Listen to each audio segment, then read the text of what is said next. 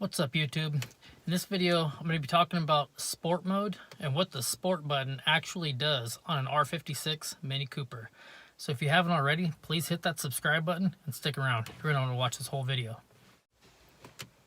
Also, no matter which Mini Cooper you own, be sure to check out my Facebook group. It's called Mini Cooper DIY. We have a little over 4,000 members right now. That's a very active group, a good group of people. Every type of Mini Coopers in there, from classics all the way up to new GPs, electrics, everything. So give it a check out. I'll leave a link to it in the description, or you can just go to Facebook and type Mini Cooper DIY in the search and you'll find it that way.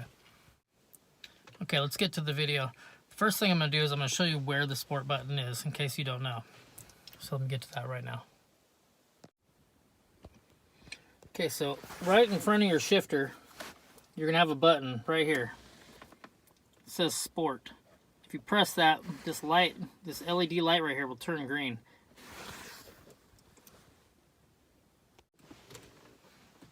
And once that light turns green, you know your sport mode is activated. Plus, it'll tell you on your center console or on where your tack is that you're in sport mode.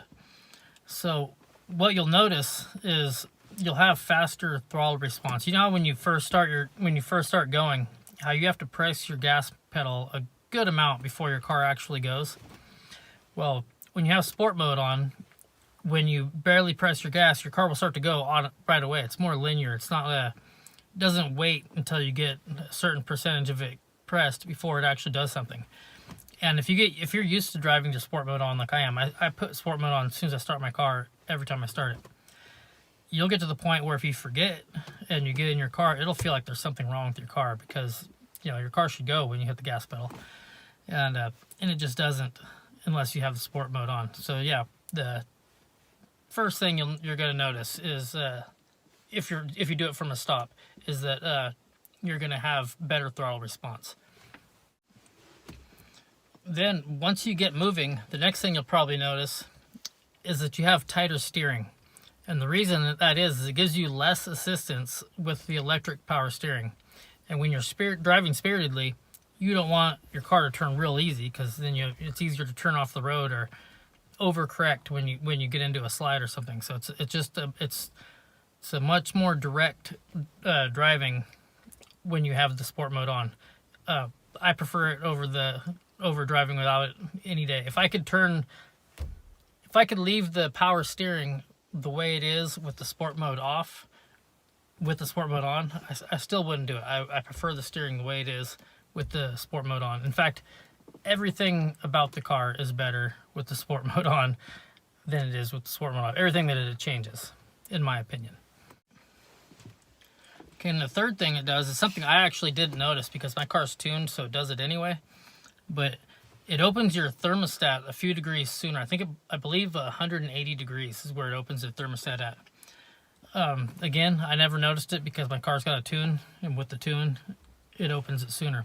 Your thermostat, if you don't know, is electronically controlled. It's not controlled by, the spring doesn't just open when it gets to a certain temperature. Your computer opens your thermostat when it gets to the temperature that your computer tells it to open at. So with the sport mode on, it'll open a little bit sooner, which is good, because when you have sport mode on, you're going to be driving harder and you need your car to be cooler. So it's a really good idea on BMW's part to have that work with the sport button. Another thing you'll notice, if you have an N18, I don't really notice it with the N14 motor. Well, I do now because I have a tune, but you'll notice when you put the sport mode on, you'll have more pops and bangs out of the exhaust. And that's something that Mini actually took out from 2007 to 2010, but they put it back in with the N18 motors. And I think they put it back in with the JCW motors too. I'm not 100% sure on that. But when it's in sport mode, you'll notice when your car's under load and you let off the gas, you'll hear pop, pop, pop, pop, pop. With sport mode on. You'll hear it a little bit with sport mode off too, but you'll hear it way more with sport mode on. And if you're tuned, you can actually get that tuned in with or without sport mode. So something to think about if you're getting tuned.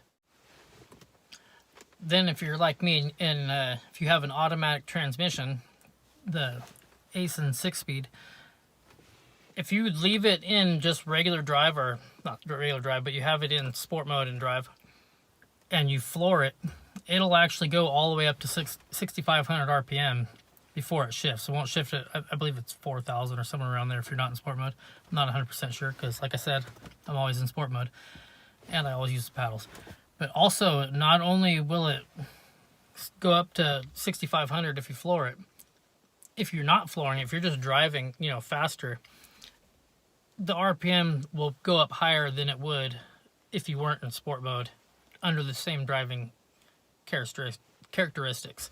So it just gives you a more sporty feel with the automatic. And not only will it let you stay higher in the RPM range with the automatic, but like there's 3 different stages of how firm your car shifts with the automatic when you have sport mode. And so the 3 stages are: you can be in regular drive with the sport mode off, which is the softest shifting you're going to have, or you can be in regular drive, press the sport button, and you'll be in the middle setting. And then if you want it to be as stiff as or as firm as shifting as possible, you press the sport button, and then you pull your shifter all the way over to the left, which is the manual shift setting. You don't have to manually shift it. You can just pull it over and just leave it there, and it'll still drive in regular automatic mode, but it'll only go 1st through 5th. And that's the firmest setting that you can have. That's how I always drive my car, and that's how I recommend everybody with an automatic drive, because you bought a sports car with paddle shifters, drive a sports car with paddle shifters. Don't put it in regular drive and just drive it around. Kind of wasted your money if you do that, in my opinion. If you haven't already, please hit that subscribe button, and if you like this video, give it a thumbs up. If you didn't like this video, give it a thumbs down, and I'll catch you in the next video.